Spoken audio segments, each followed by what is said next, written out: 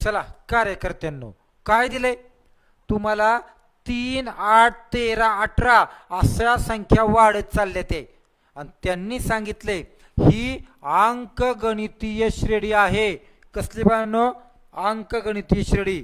तर तुम्हाला या अंकगणितीय श्रेणीचं 15वं पद विचारले. आता तुम्ही सांगा 18 हे कितवं पद आहे? 4थं. त्याच्या पुढचं 5वं 6वं असं 15वं पद तुम्हाला शोधायचं. एक सांगू, अंकगणितीय श्रेणीच्या प्रकरणामध्ये कोणत्या तरी क्रमांकाचं पद शोधायचे. 15वं, 20वं, 40वं. अशा वेळी काय करतात? तर अशा वेळी पहिला जो अंक आहे का तो लिहायचा, अधिक करायचा. का अधिक करायचा? आपल्याला पुढचं पद पाहिजे म्हणून. आणि जरी त्यांनी 15 पद दिली तर तुम्ही विचार करा, त्यातलं एक पद आपण घेतलंय ना 15 पैकी, म्हणजे 14 पद उरली.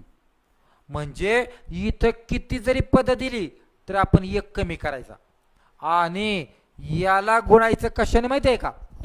यांच्या मधला गॅप. 3 आणि 5 8, 8 आणि 5 13 असा जो गॅप आहे त्या गॅपने गुणायचं. संपलं उत्तर. 3 अधिक 14 पंचे 70 आणि बेरीज झाली 73. संपलं. 15वे पद कोण असेल? 73वं. कुठं नाही कळलं सांगा?